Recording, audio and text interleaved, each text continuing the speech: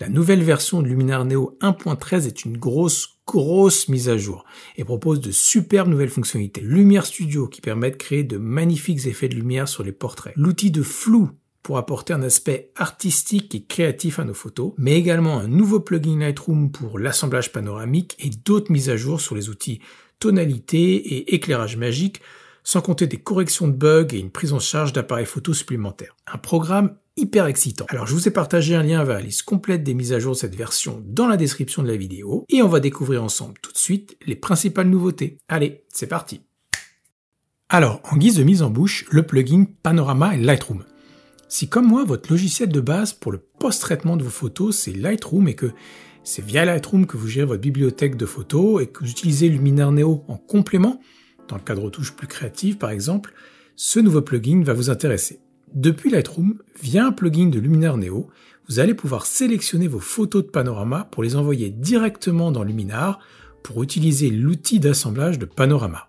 Depuis ma bibliothèque Lightroom, je sélectionne ici par exemple 3 photos que je souhaite assembler pour créer un panorama dans Luminar Neo et via clic droit, je vais aller cliquer sur Exporter, puis sélectionner Stitch Panorama in Luminar Neo, en bon français, assembler le panorama dans Luminar Neo, et boum, me voilà dans Luminar Neo, prêt à travailler sur mon panorama. Et si vous souhaitez découvrir en détail cette fonctionnalité de panorama, je vous mets un lien vers un tuto que j'ai fait récemment. N'hésitez pas à aller jeter un coup d'œil. Allez, on continue avec une optimisation de l'outil tonalité qui se trouve dans le bloc des ajustements créatifs, sous la traduction française complètement lunaire de virage, donc je l'appelle volontairement tonalité puisque c'est bien de ça dont il s'agit. Avec cette mise à jour, le curseur de balance qui permet d'équilibrer ce réglage a été exfiltré de la section avancée et placé directement au niveau des curseurs de l'outil, c'est le curseur équilibré, ce qui permet de rendre le processus de retouche plus simple et d'éviter de devoir passer par une étape et un onglet supplémentaire. Avec mon exemple ici, mettons que j'applique un ton bleuté aux ombres.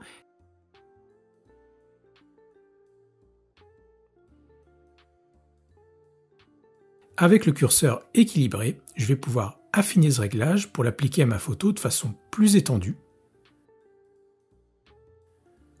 ou à l'inverse, plus restreinte. Et ça va fonctionner bien évidemment de la même façon sur les hautes lumières. L'outil éclairage magique permet de générer des lumières scintillantes. Ça permet par exemple d'accentuer les lumières de la ville la nuit, comme les lampadaires ou les phares des voitures. Ça donne un rendu assez spectaculaire sur les faisceaux de lumière. Typiquement, c'est le genre d'effet créatif qui fait la force de Luminar. Avec cette nouvelle mise à jour, on a maintenant l'outil pinceau qui fait son apparition quand on applique cet effet et qui va nous permettre très facilement d'ajouter des zones à prendre en compte pour l'application de cet effet ou alors d'en supprimer. Sur mon exemple ici, j'ai ajouté un effet de lumière scintillante. Voilà la photo originale et la photo avec l'effet. Mettons que je souhaite ajouter cet effet au feu de la voiture au premier plan, je vais cliquer sur « Ajouter » au niveau du contrôle du pinceau et je vais tout simplement aller recouvrir les feux de la voiture. Et voilà le résultat. A l'inverse, je vais pouvoir exclure des zones impactées par cet effet, par exemple les feux arrière de la voiture au fond à droite. Même principe, mais cette fois je vais aller cliquer sur « Supprimer ». Et avec le pinceau, je vais aller recouvrir cette zone. Et voilà, ça permet de gagner en efficacité et en simplicité en évitant de devoir passer par le masque pour ajuster et affiner l'application de cet effet sur les différentes zones de notre photo. Allez, fini les entrées, on passe aux choses sérieuses maintenant avec l'ajout d'une toute nouvelle fonctionnalité, l'outil de flou, qui se trouve dans le bloc des ajustements créatifs, qui va nous permettre d'appliquer ou de renforcer un flou derrière un portrait par exemple, mais également de faire des effets de flou créatifs sur nos photos. Premier exemple, mettons qu'on souhaite renforcer l'effet de flou à l'arrière-plan de la jeune femme qui se trouve au premier plan, comme si on avait en quelque sorte ouvert davantage notre objectif lors de la prise de vue pour réduire la profondeur de champ. La première chose à faire, ça va être d'isoler l'arrière-plan, puisque dans cet exemple, je veux évidemment pas flouter la jeune femme au premier plan.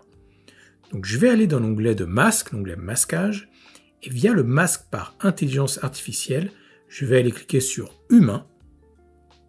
À ce moment, on va avoir le modèle du premier plan sélectionné. Ensuite, pour sélectionner l'arrière-plan, plutôt que le modèle du premier plan, je vais tout simplement inverser ce masque. Pour faire ça, je vais aller dans les actions du masque et je vais cliquer sur inversé. Pour vérifier qu'on a bien l'arrière-plan sélectionné, je vais aller afficher le masque en cliquant sur afficher. J'ai donc bien en rouge l'arrière-plan et je vais pouvoir aller maintenant appliquer l'effet de flou. Je clique sur ajustement et je vais sur cet exemple rester sur le flou standard, le flou gaussien, et ajuster la quantité de flou.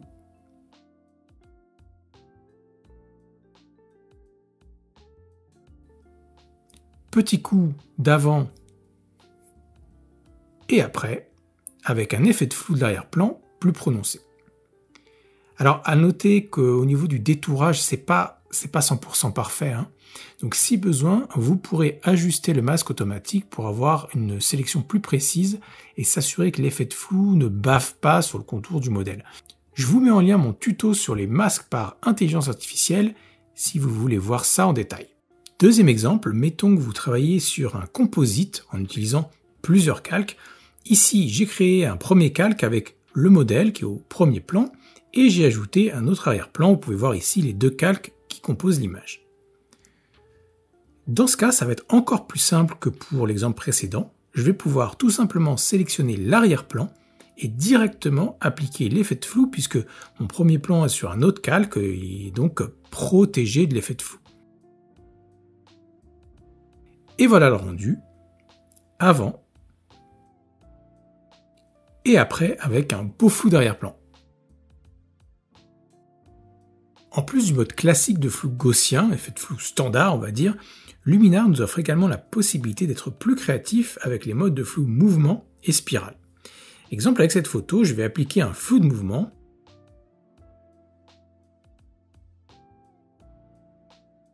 Et j'ai ici également l'option d'ajuster l'angle de l'effet de flou.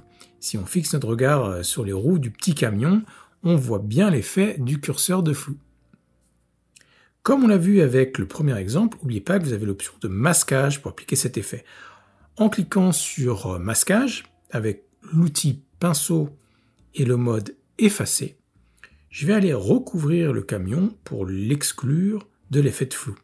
Alors, je fais ça grossièrement, rapidement, juste pour l'exemple.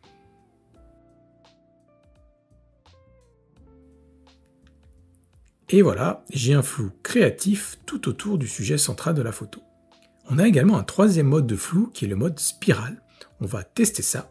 Là encore, on peut ajuster quantité et angle. Et on note bien cet effet de flou tourbillon.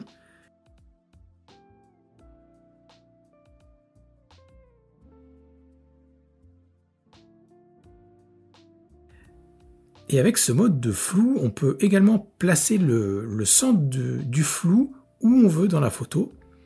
On voit bien ici l'œil du cyclone que je balade un peu partout dans la photo.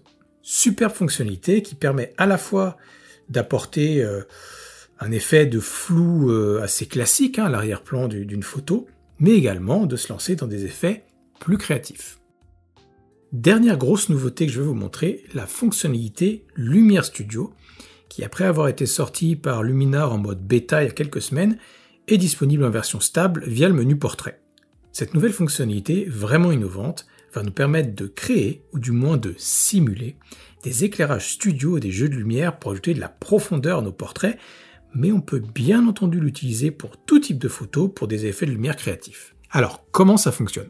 On va commencer par augmenter l'intensité de notre éclairage qui va être dirigé sur notre modèle via le curseur quantité. Ensuite, on va aller ajuster les réglages de la scène globale. On va pouvoir jouer sur la luminosité, que je vais aller abaisser un peu. On peut ajuster la douceur de la lumière, appelée ici lissage.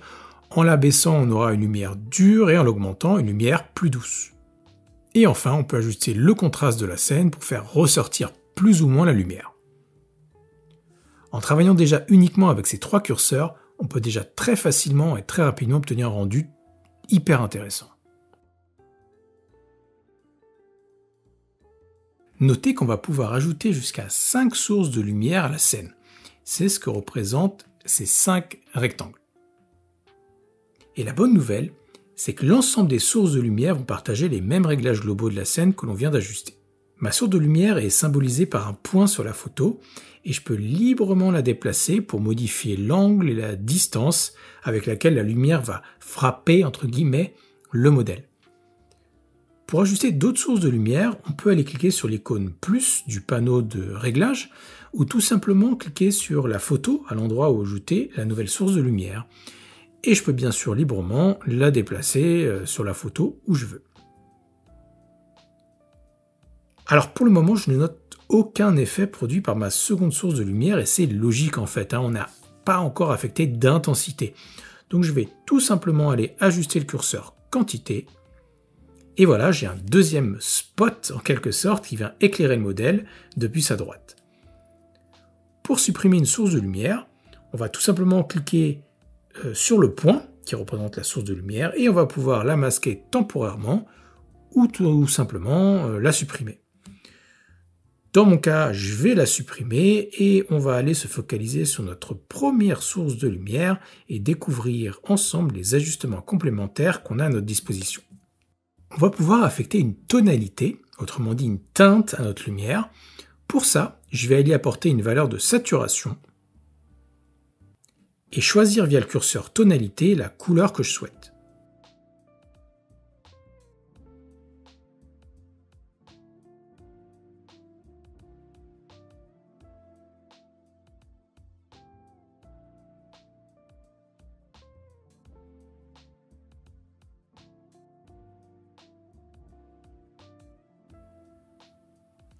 Si vous souhaitez garder quelque chose de simple, conservez la saturation à 0, ce qui annulera l'effet de teinte. On va pouvoir également ajuster la profondeur. En abaissant le curseur, on éloigne la source de lumière du modèle et en poussant le curseur vers la droite, on rapproche la lumière du modèle.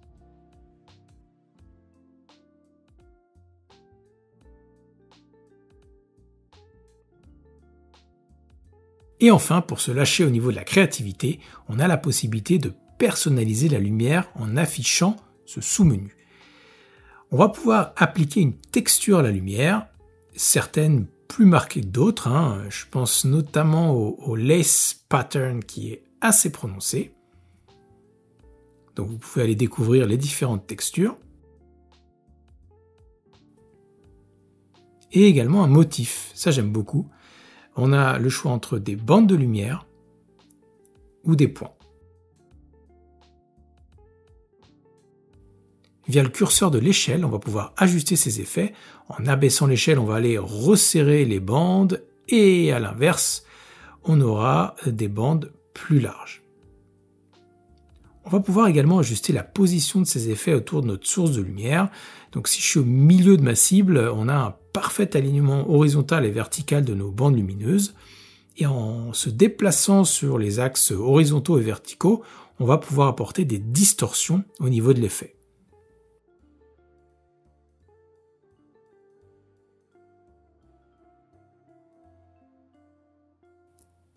Un petit coup de avant et après. Et comme pour tous les réglages de Luminar Neo, n'oubliez pas que vous avez la possibilité d'utiliser l'option de masque si vous souhaitez par exemple appliquer uniquement l'effet de lumière sur le visage ou sur une partie du corps du modèle. En résumé, une fonctionnalité super intéressante si vous souhaitez débrider votre créativité et si j'ai pris l'exemple ici d'un portrait qui est plus évident, vous pouvez évidemment l'utiliser pour sublimer d'autres scènes sur la photo de produit par exemple, où vous pourrez appliquer des jeux de lumière super créatifs. Voilà pour une présentation des nouveautés de Luminar Neo version 1.13. J'espère que ça va vous donner envie de les découvrir. N'hésitez pas à partager vos impressions et vos questions dans les commentaires et on se retrouve très vite pour une nouvelle vidéo. Un petit like, abonnez-vous à la chaîne si ce n'est pas déjà fait et n'oubliez pas le plus important, il n'y a pas qu'une seule façon de réussir une photo, mais 1000 de la rater.